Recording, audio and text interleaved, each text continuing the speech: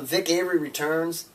He was a national qualifier, obviously, as a freshman.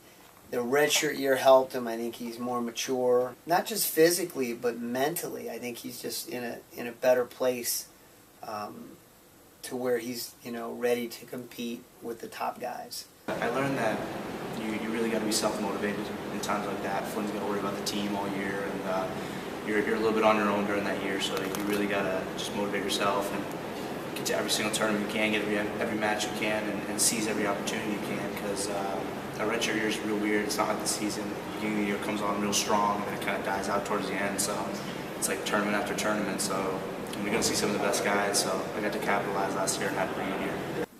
I think he's going to do well. I mean, he really is.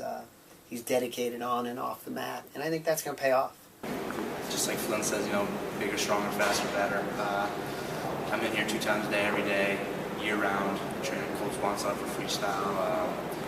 I do all the right things off the mat, so I think now's the time. I think I'm just better in every single area.